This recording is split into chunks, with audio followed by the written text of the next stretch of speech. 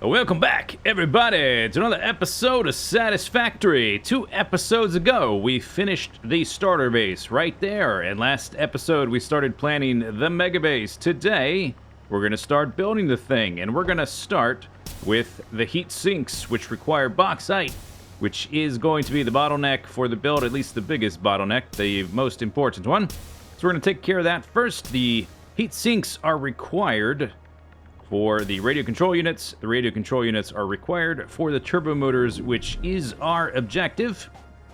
And we have to go out to the area where all the bauxite is located. That's where we're going to create the heat sinks. And I have set up a train line, although I don't really remember building all of this, but it's here, so I must have built it. Must have got here somewhere. It's filled with all kinds of stuff, all kinds of supplies. And we have a train stop up here, which I have labeled the build box load up, so that we can take an express route to all of our different MEGABASE places.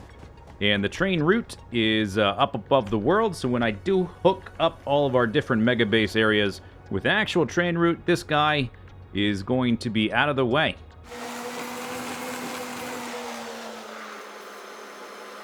So here we are, up on the plateau. It is a very lovely pinkish looking area. All of our resources, at least most of them, are going to be located around here. Well, I say around here, it is a fairly large area, but in this general biome anyway. Bauxite, one of the bauxites is actually right there. We're going to need a number of those. We will need a few nodes of coal. There's one there. There's going to be another one over there. We went over where all the resources are going to be last episode, and that pretty much hasn't changed. We're going to need quite a bit of water for the build, so let's take a look at the map and where the sizable water sources are. So there is a lake right here, which could support our build, so it could be around here somewhere. We could build on the other side of this. This is quite a bit larger than we need, so I think I don't want to build over there. And then off to the right here is this lake, which seems just about right. So, if we run over in this direction, we can take a look at that over the cliff and see what it looks like. Now, I've never built a build this big. This is going to already dwarf the size of our starter base. And yeah, there's the cliff right there. Before we really get started building, it's probably a good idea if we set up some platforms and put out the machines, and so we can get an idea of the layout of the thing. We can have a little build area where we can make some prototypes. Alright, so some time has passed. I've put out a bunch of platforms, and I've been fiddling around with placing some machines, trying to get an idea of the footprint will require for the build, and also just the general layout, because this does have a lot of steps and there are a few resource loops. First step, we're making a luminous solution, and it's going to spit out some silica as a byproduct. If that silica ever has nowhere to go, the whole process shuts down, and so we need to provide an overflow line for that to go off to an awesome sink, but we don't want to waste it if we can avoid it, so we want to have it get added to supplemental silica production from two of these constructor guys. And we'll need that later for the making of the alumina ingots, I think. Second step, we are making aluminum scrap from the alumina solution. That's going to spit out water as a byproduct. If that water ever has nowhere to go, then the whole process shuts down again. So that needs to get looped back around to get added into the first step, which also requires water. So we've got some loops we need to take into account those, and we can't awesome sink our water, so we need to think about that. We'll get to that a little bit later. Now, we have a lot of different steps, and it would be possible to just separate all the different processes and add some mergers. Merge our belts all into one big thing, or to several big things, depending on how many units we have, and then split them back up on each different line. Merge and split for every different production, but that seems kind of like a waste of space to me, particularly when we have these little loops going around. And so, what I think we're going to try to do is to create a module that repeats for each of these refineries, and then we're just going to build that module 18 times, and of course we'll have to hook it up to the raw resources perpendicular to the module. And the overflow lines will also have to go perpendicular to the line. So it's going to be complicated, but I think that will actually be more straightforward if we create one thing that works and then we copy it a bunch of times. And so these are all the machines we're going to need for one of these modules. And we'll probably go over at some future time how I get the ratios to work in this manner, because they don't do this by default. But let's just get the overall logistics, the spatial geometries of where the belts are going and that kind of stuff. Let's get that figured out. We'll talk about the math later, maybe. So we're going from the raw bauxite and water. We're making alumina solution. Then we're making alumina scrap. We're making some silica here, which gets included with the overflow silica and gets combined with the scrap to make aluminum ingots.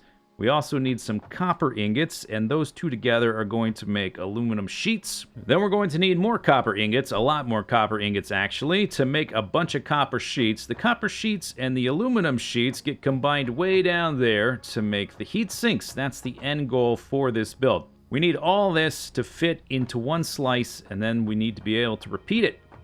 And so that's what I've been working on here. This is sort of the first draft of our vertical slice for this factory making heat sinks. The water, actually, let's see if I can fly down here. Maybe I can stand on that thing. You can see the water pipe looping around. You can see some splitters and mergers under here. So we're going to need, for instance, on this step here, to combine with the alumina solution. There's a pipe going straight between the first two refineries. We need some coal to get combined with that alumina solution to spit out the aluminum scrap and some water. And so that is going to get sent to the refiners on this little interstitial space where we will have room for belts to go perpendicular to our build down this way. And similar here, the bauxite will go into the first refiner on this layer. I'm going to fall off of my platform here. Bauxite's going to go in right there. The overflow silica is going to go right there. Right now, our silica is getting made here, and then some copper ingots there, and then we have another interstitial space. We also have one for the pipe overflow loop. So that's going back through there right now. Copper is going down here. This is currently where I guess I didn't set the recipe, but this is the aluminum ingots. This is aluminum sheets, and over here is the heat sinks. And then down below, we'll need an area for all of our copper sheets. Those are only needed for the final step for the heat sink, so we're going to put those down below, and they are going to raise up so that everything merges vertically. So now that we've made a few decisions and figured out a few things about the build, we can start to figure out the rough amount of space the build is going to take. We know we need 18 of these modules. We know the rough amount of space that the module is going to take up. They're about this tall and so many platforms long, that kind of thing. We just add the numbers up and we can come up with some estimates, and that's what I've been doing here. I've been laying out some platforms. I know the more or less the rough amount of height, length, depth, all these kind of dimensions that we're going to need, so we can space them here, leave ourselves some room for water extractors down below, and also a room down the middle for a bunch of belts. We're going to need a lot of resources coming in off this glyph. We're going to have to trace our resources back to the nodes, which is going to be a lot of work. But we know that they need to end up here, and they need to go down through the middle. We're going to split our build in half. So we'll have 9 modules on the left, 9 modules on the right. And that is a really good number because splitters split into 3. We can split our build in half, and then into 3, and into 3. So that all of the belt routing within the build, splitting up the raw resources into the individual modules, all that's going to be super simple because splitters split into 3. So we've got all that figured out. Now we need to do all the grindy work of tracing our lines back to the different ore patches and setting up the miners and the belts and that kind of thing. Some of them are going to be fairly close, some pretty far. Quartz pretty far, iron's pretty far. Copper is going to be really... Ooh. Oh, no.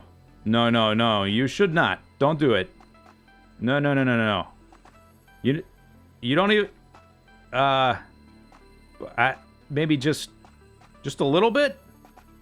A little bit's probably okay. Ooh.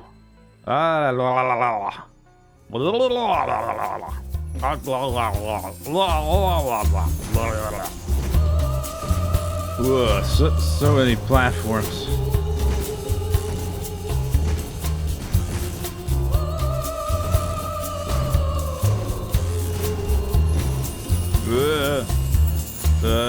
You can't drive straight.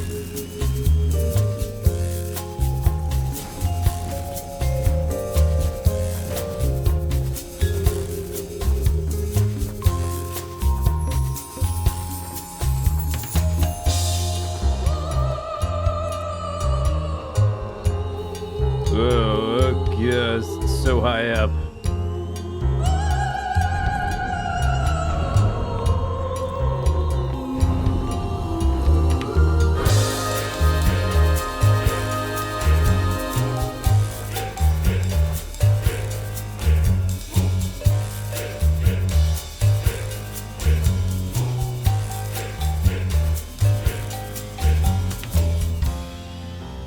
Ugh.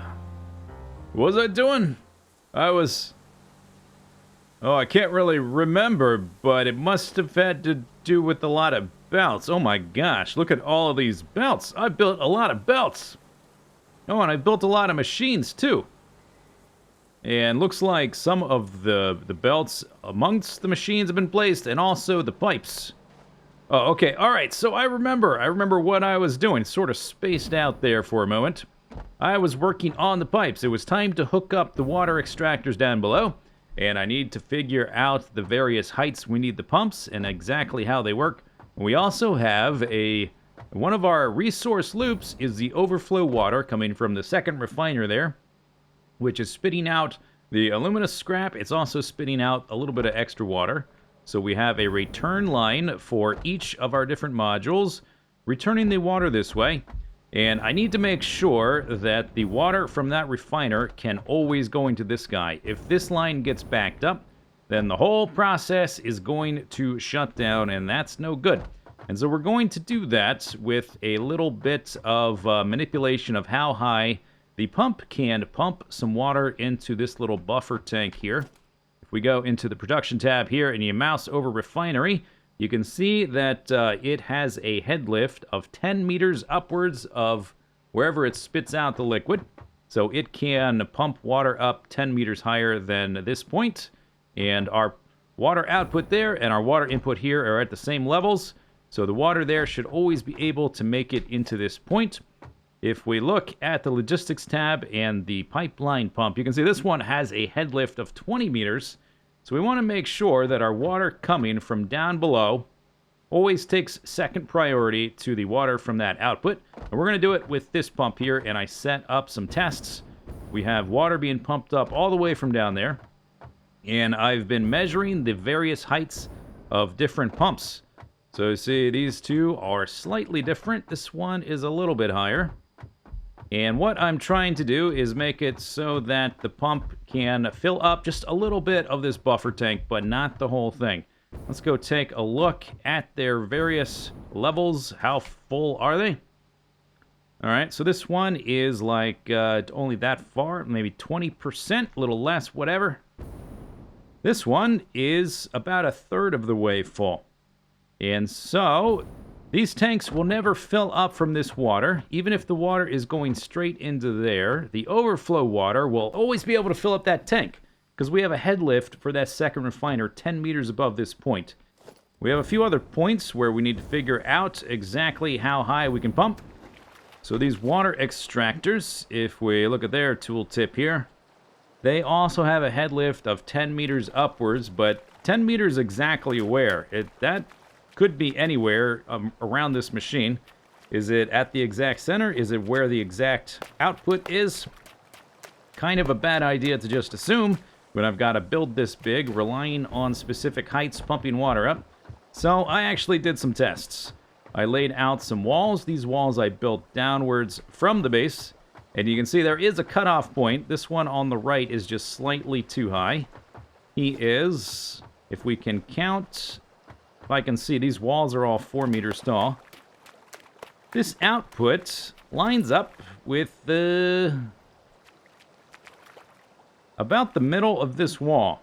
So we've got 2 meters there, 6 meters, 10 meters. You would think that the 10-meter height would end right around there, but it doesn't actually end until up there. Anyway, the numbers don't actually matter. What matters is that I know the height that the pumps will work. Any of these are fine, so we'll just center them in one of the wall sections.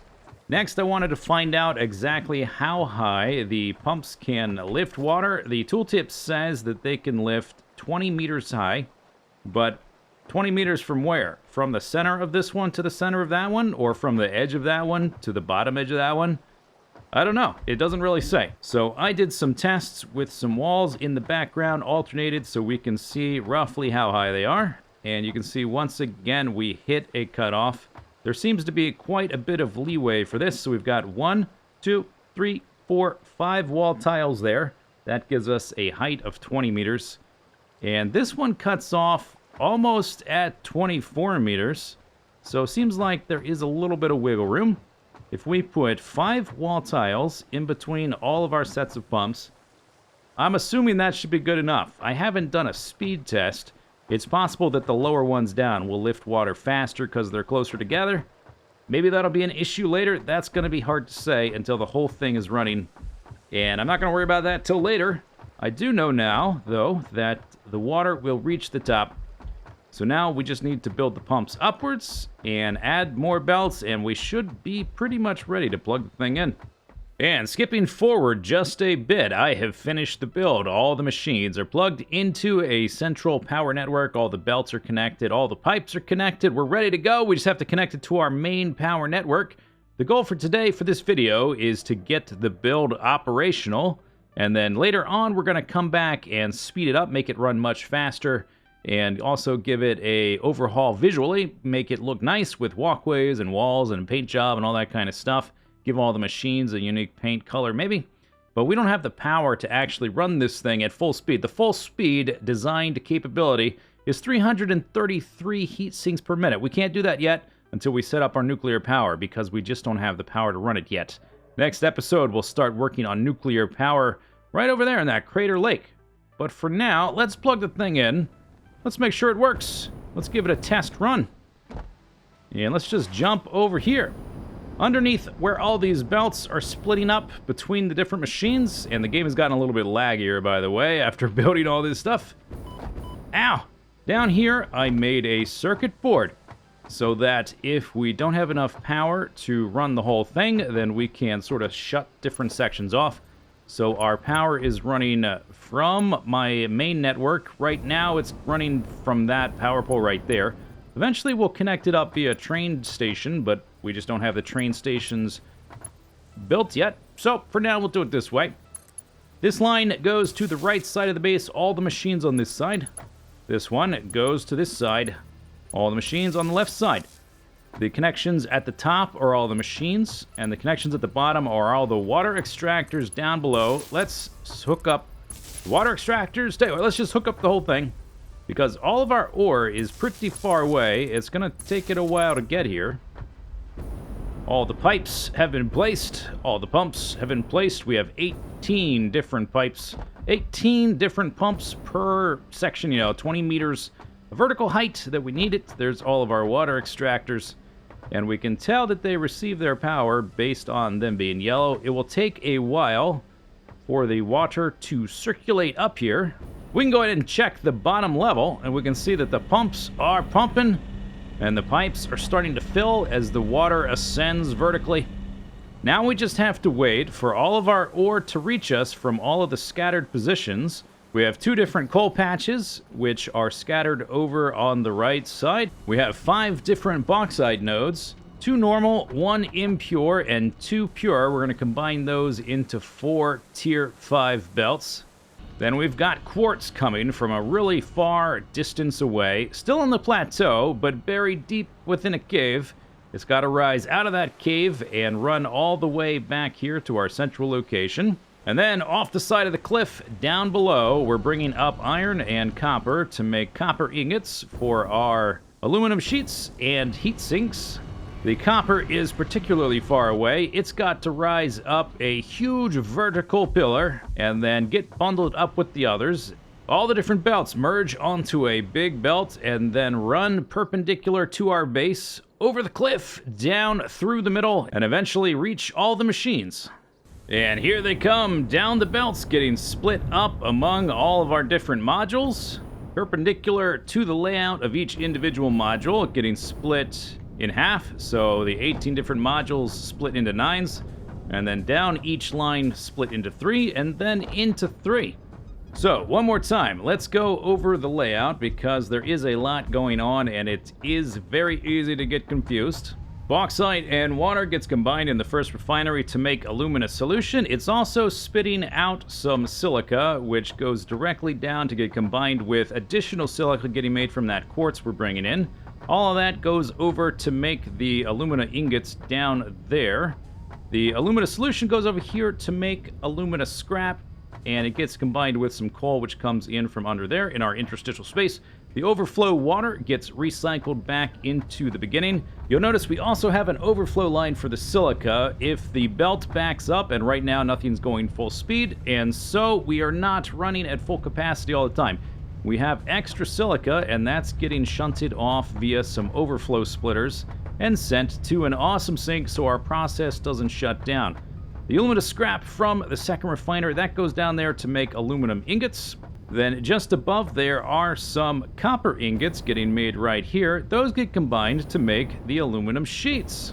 Now we need aluminum sheets for the heat sinks, but we also need copper sheets. All the copper sheets are getting made beneath here. You can see them rising up and getting merged from below. Many layers of these, 4 different layers of copper sheets getting made. Each of these foundries supporting 4 of the constructors making copper sheets, and those go up, and then they are combined with the aluminum sheets to make the heat sinks. And there we go, the build is operational, and it is a little bit laggy after everything is up and running. All the belts have backed up, and more importantly, if we go here to our main output, what do we see coming out of this output? Oh my, those are heat sinks. So the build works. I've looked over all the different machines, made sure everything is hooked up, everything has power, everything has the right tier of belt, all that kind of stuff. And for now, until we build more of our mega base, we're going to be awesome sinking all of our heat sinks, which means we're now averaging a little bit under 500,000 points per minute. We have another 24 coupons already. So maybe we'll have to print out one of those statues. We need to decide where we're going to put those statues. But anyway, I think that about does it for this episode. It was about 60 hours of work just working on the save, not including the amount of work on the video. So I think it's time to put a pin in it and move on. Next episode, we're going to start working on nuclear power because we can't run this thing and the rest of our megabase until we have way more power. That's going to do it for this episode. Hope you enjoyed it. I'll see you next time. Bye-bye. Have a good day. Stuff like that. Get out of here. Bye-bye. Bye-bye. Bye-bye.